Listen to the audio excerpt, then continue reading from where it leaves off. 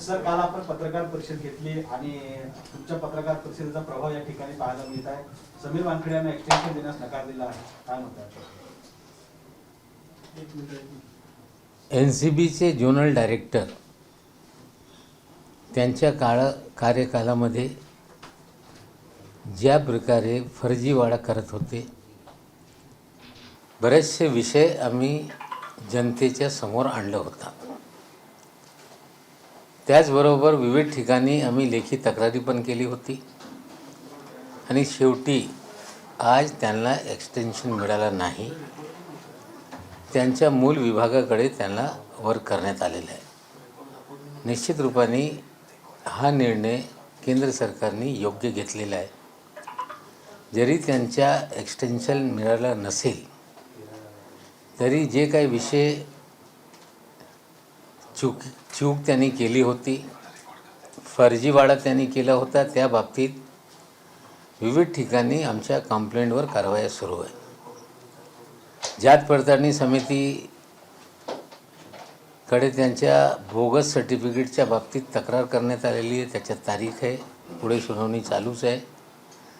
निश्चित रूपाने जे आमच्याकडे पुरावे आहे ते आम्ही सादर करू आणि ती जात पडताळणी समिती त्याच्यावर निकाल निश्चित रूपाने येईल आणि ते खोटे दाखले मिळवलेले ते सिद्ध होणार आहे. त्याचबरोबर अल्पवयीन असताना सद्गुरूचा परमिट रूमच्या लायसन्स त्यांनी घेतलं, त्या बाबतीत कलेक्टरकडून कारवाई सुरू आहे.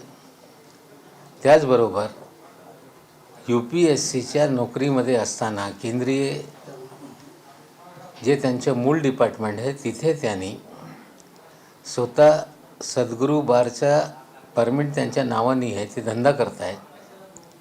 त्याचबरोबर दुसरं लग्न केल्यानंतर त्यांच्या पत्नीच्या संपत्ती, त्यांचा उद्योग, त्याच्या बाबतीत त्यांनी माहिती लपवली अशी तक्रार आम्ही केली होती. आमच्याकडे कन्फर्मेशनसाठी पत्र आला होता व्हिजिलन्स कमिटीचा की ही तक्रार तुमची आहे काय, ती आम्ही कन्फर्म केलेलं आहे. ती पण इन्क्वायरी सुरू आहे आणि SIT मुंबई पोलीसची ते आर्यन खानच्या केसमध्ये तपास चालूच आहे. NCBच्या व्हिजिलन्स कमिटीचा तपास सुरू आहे, SITचा तपास सुरू आहे.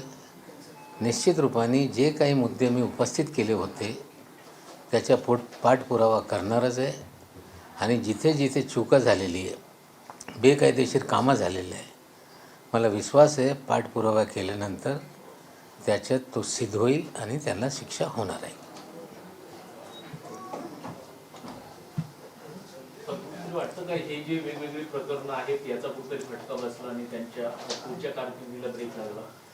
नाही, असं आहे की एखादा व्यक्ती मनमानी कारभार करत असेल, शासकीय नोकरीमध्ये असताना कोणालाही तो अधिकार नाही.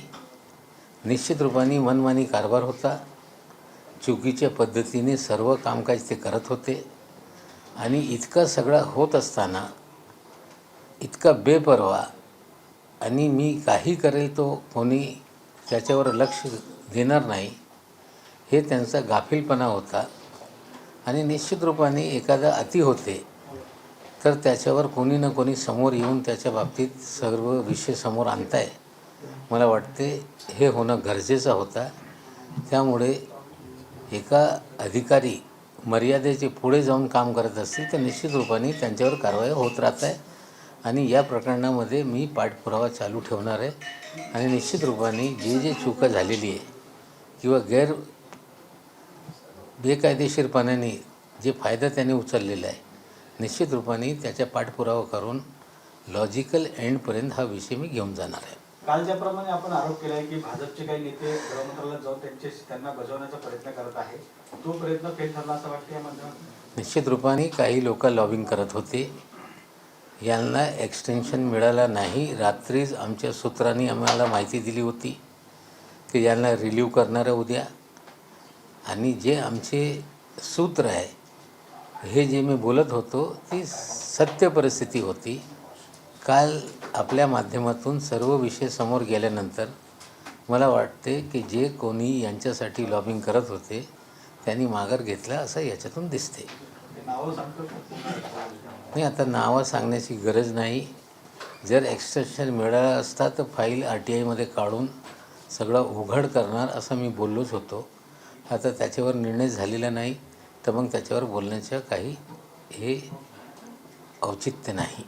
आरिफ खान प्रकरणामध्ये ज्या पद्धतीनं गोष्टी घडल्या या बाबतीत कुठेतरी केंद्रीय कमिटीनं ज्या चौकशी केलेली आहे याबाबत अजूनही रिप्लाय येत नाही किंवा माहिती समोर येत नाही. याबाबतीत तुम्ही पत्र लिहिणार होता, नेमकं काय झालं? नाही, आर्यन खानच्या प्रकरणामध्ये जे काही सगळं घडलेलं आहे निश्चित रूपाने SITच्या माध्यमातून त्यांची SIT मुंबईची SIT त्याच्यात हे सगळं ते बघताय आणि हे तपास पुढे निश्चित रूपाने जात आहे. कुठे अडत असेल तपास तर आम्ही ज्या विचारणारच आहे. आणि आर्यन खानमध्ये ज्या पद्धतीने प्रभाकर साहिल यांनी ॲफिडेविट करून उघडपणे सगळं माहिती समोर आणलेली आहे त्या तपासामध्ये शेवटपर्यंत हे तपास घेऊन जाणे, जे काही घडलं असेल त्याच्यावर कारवाई करणे हे यंत्रणेची जबाबदारी आहे. कुठे थांबत असेल तर निश्चित रूपाने आम्ही पाठपुरावा करू. मोहित कंबोज यांनी काल ट्विट केलं होतं, त्यानंतर तुम्ही देखील एक ट्विट केलं होतं. नेमकं ते काय प्रकरण आहे त्याबद्दल जरा सविस्तर सांगा. नाही, आता कोण काय ट्विट करते, कोणाला कुठून काय बातम्या मिळत आहे, मला वाटते जाता जाता काही वेगळंच प्रकार घडवण्याचा प्रयत्न होता. माझी मागणी आहे मुंबई पोलीस कमिशनरला, जे काही तक्रार तुमच्याकडे माझ्या विरोधात किंवा कोणाच्या विरोधात हे तक्रार प्रलंबित आहे, मुंबई कमिशनरनी त्याच्यात तपास केलं पाहिजे. ज्याची चूक असेल माझ्या सकट ती कारवाई झाली पाहिजे. आता जर मुंबई पोलीस त्याला कारवाई करत नसतील तर निश्चित रूपाने मी कमिशनर साहेबाला स्वतः पत्र लिहिणार आहे की माझ्या विरोधात एखादी तक्रार असेल तर तुम्ही तपास करा, किंवा माझ्या बाबतीत खोटे तक्रारी करण्यासाठी कोणी अधिकाऱ्यांनी प्रोत्साहित केलं असेल ते पण तपास करून त्यांच्यावर कारवाई करणं हे गरजेचं आहे. आता काही फर्जीवाड्यामध्ये सामील लोक माझ्यावर त्यांनी आबरू नुकसानीचा दावा केलेला आहे. त्यांच्या NCBचा काही संबंध नाही. आता याच्यातून जे काही मेल, एक तरी मेल पाठवणारा व्यक्ती किंवा NCBकडे हे मेलची कॉपी असू शकते, ती मेल लोकांकडे जाते, याचा अर्थ आहे की या सगळं जो मुंबईमध्ये फर्जीवाडा सुरू होता त्याच्यात ते लोक सामील होते. आता जे काही कोर्टामध्ये सगळे विषय आहे निश्चित रूपाने कोर्टाच्या समोर सगळे विषय मी आणणार आहे. हा लढा कोणाला वाटत असेल की वानखेड्यांची बदली झाली तर लढा संपते, हा लढा चालू राहील. आणि मुंबईमध्ये जितके फर्जीवाडा करणारी गँग आहे त्यांना हळूहळू मी उघड करणार आहे. सर, लखीमपूर प्रकरणी जे मंत्र्यांच्या मुलांनी लखीमपूर खिरीच्या प्रकरणामध्ये चार्जशीट फाईल करण्यात आलेली आहे. मंत्र्यांचे चिरंजीव हे मुख्य आरोपी आहे. निश्चित रूपाने सुरुवातीला ज्या पद्धतीने पोलिसांनी त्यांना वाचवण्याचा प्रयत्न केला, शेवटी सुप्रीम कोर्टाच्या आदेशानंतर तो गुन्हा दाखल करण्यात आला, त्यांना आरोपी करण्यात आला. आता चार्जशीट फाईल झाल्यानंतर ते टेनी यांचे सुपुत्र हे त्याच्यात मुख्य आरोपी असताना मोदी साहेब त्यांना वाचवत आहे. एखादा नेता त्यांच्या चिरंजीवनी जर हत्याकांड केलं असेल त्यांना मंत्रिमंडळातून काढत नाही म्हणजे त्यांच्या पाठराखण सरकार करते, याच्यातून सिद्ध होत आहे. सर, सगळ्यात मोठी FIR म्हणजे 5000 पेजचं त्या ठिकाणी सगळं FIR करण्यात आलं आहे. यामुळे असं वाटतं की देवीनं आता हटवण्याची गरज आहे सरकारला? हे निश्चित रूपाने मंत्रिमंडळातून त्यांची हकालपट्टी करणं हे गरजेचं आहे. एखादा मंत्री त्यांच्या मतदारसंघामध्ये कार्यक्रम, त्यांच्या घरातली लोक विशेषकर त्यांचे चिरंजीव हे हत्याचे कट कारस्थान करत आहे, त्यांच्या समर्थनशिवाय हे घटना होऊ शकत नाही. आणि आता ते मंत्री आहे, त्यांना ते काढत नाही मोदी साहेब, म्हणजे या घटनेच्या ते पाठराखण करताय, याच्यातून हे स्पष्ट होत आहे. एकीकडे सरकार सर कायदा मागे घेतात तर दुसरीकडे कारवाई करत नाही.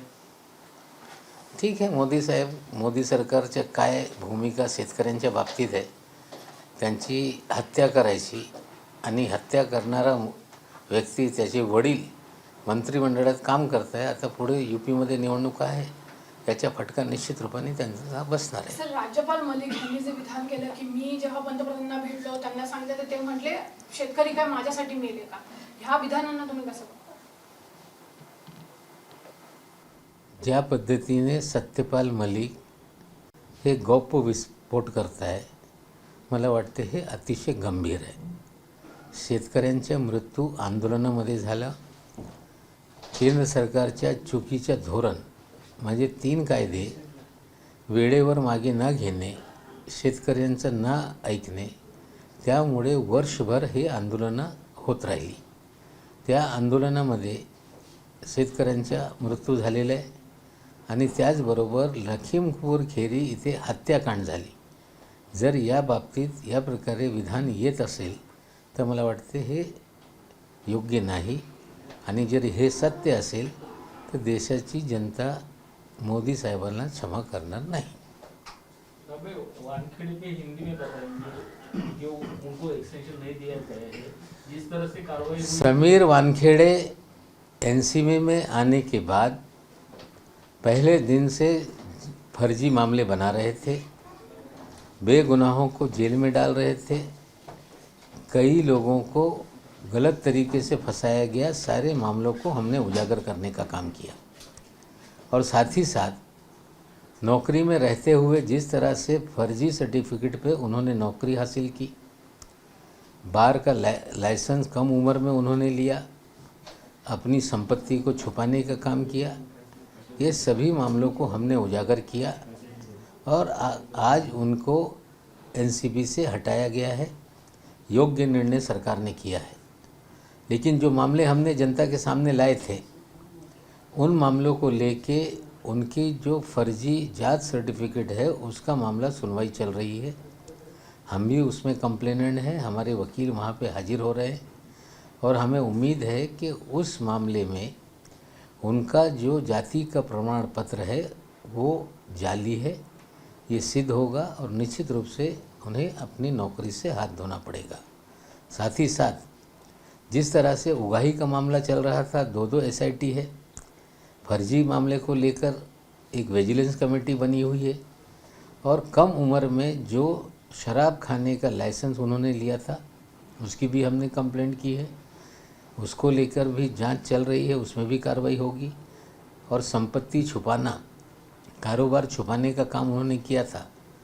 हमने डायरेक्ट टैक्सेस के विजिलेंस कमिश्नर को खत लिखा था, वहाँ से कंफर्मेशन के लिए खत हमारे पास आया, हमने कंफर्मेशन दिया है.